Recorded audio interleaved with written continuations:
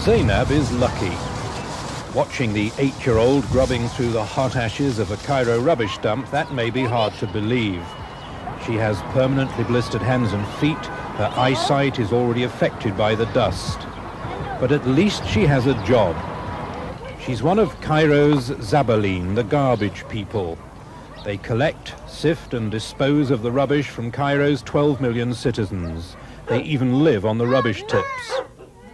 Yet they're not quite the bottom of the social scale, because at the end of the day they will have earned enough to buy bread.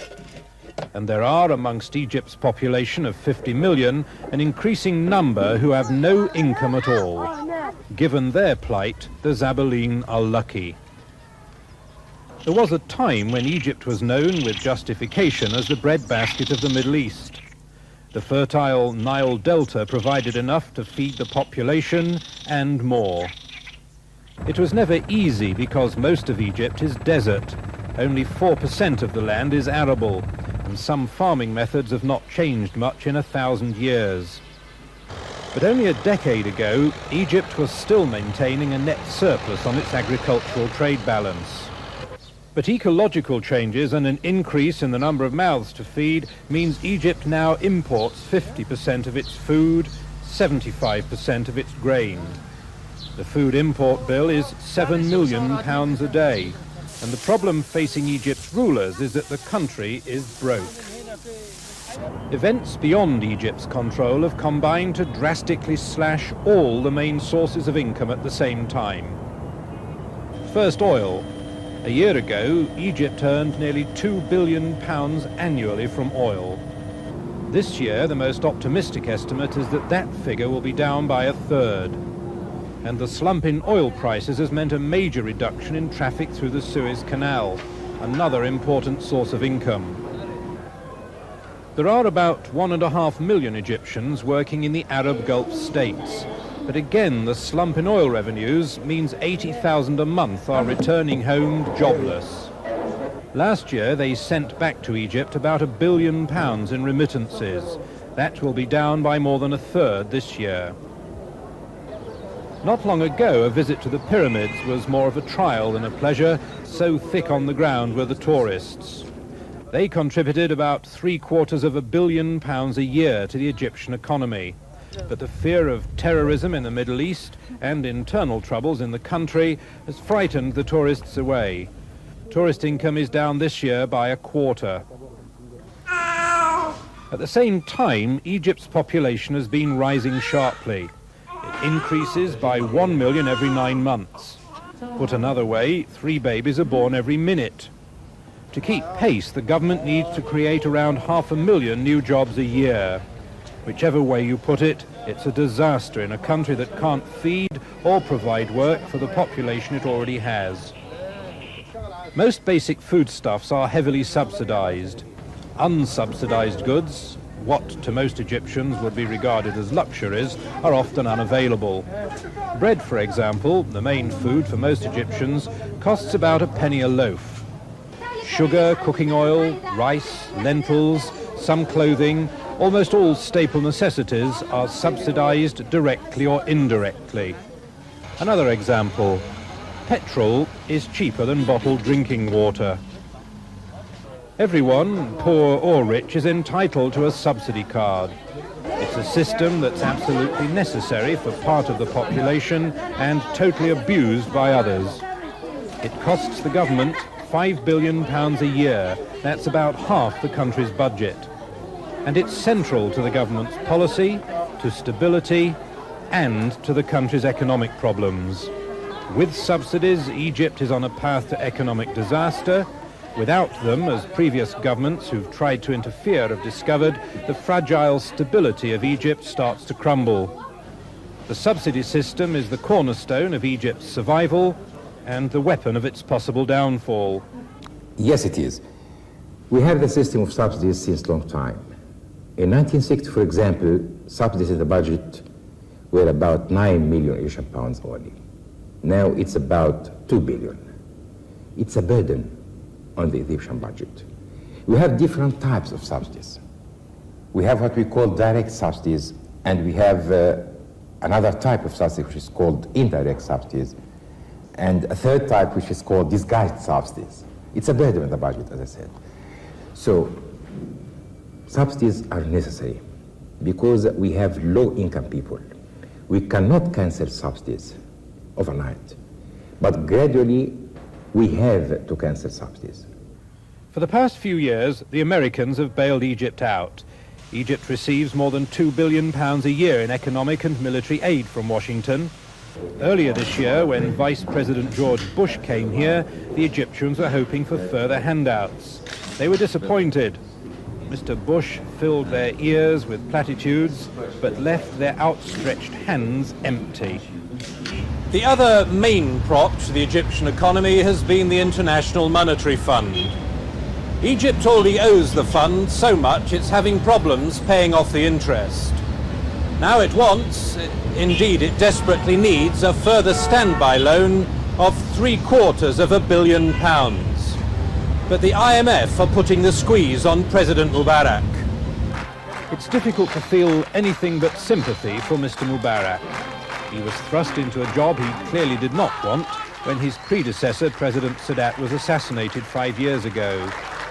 After the turbulent years of Presidents Nasser and Sadat, Mubarak was the man for the moment, a calm, honest, concerned man who now finds himself in a corner. If he's been guilty of anything, it's inactivity. But now the crunch has come. He needs the IMF, but they're insisting that before he gets more money, he cuts back on the crippling subsidies. Without the money, he's in big trouble. Cut back on the subsidies, and the result is the same, big trouble. The president believes that his government must be open with the people and try and carry them with it in the difficult months ahead by displaying an openness that's uncharacteristic and largely untried in Arab politics. My government explains everything very openly and very frankly to the people through the newspapers and the television in all my speeches. I think that the people have to be educated. Otherwise, we cannot realize our targets. I explain to the people very frankly that we have to work and work hard. I explain to the people that they have to apply family planning. I explain to the people that they have to pay taxes, for example. I explain everything to the people very frankly and very openly. For example, the free education in Egypt. It's a burden on the budget. We spend about 2 billion Egyptian pounds per year, current and investment, for the education. I mean the general education and the universities. We have 11 universities in Egypt, and the education is completely free. And I told the people just last week that we cannot continue like that, and we have to rationalize the education in Egypt. We cannot continue like that. The people who can pay, they have to pay, they have to participate. So it is not a hopeless case, because we have the economic reform program, we explain everything to the people, and I think that the people, especially in the last year, they began to understand everything and to cooperate with the government. But the Prime Minister may be being too optimistic. Earlier this year, he and his government had a sharp reminder of the fragility of stability in Egypt when the security police, at £10 a month, underpaid even by Egyptian standards, overworked and poorly equipped, went on the rampage. But on that occasion, the army came to Mr. Mubarak's aid. How loyal are the army? Right now, their loyalty is not in question. But widespread civil unrest brought about by subsidy cuts might see them turning to a more charismatic figure. Defense Minister Field Marshal Abdel Halim Abu Ghazala claims to have no political ambitions, but circumstances could change that.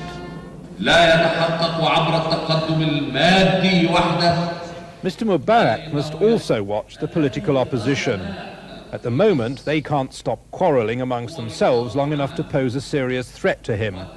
But drastic economic measures could unite them, and Mr. Mubarak would have to listen to them, rather than dispense with them, a not unusual method of getting rid of opposition in this part of the world. But that would be frowned on by the Americans.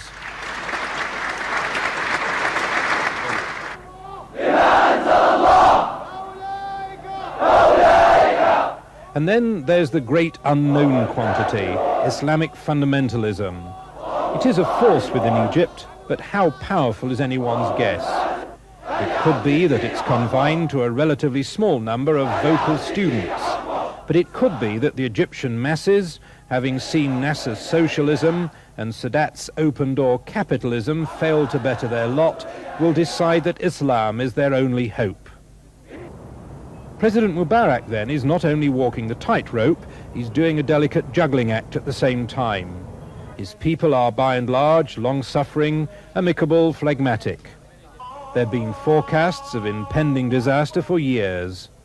But this time, majority opinion has it, the doomsayers may be about to have their day.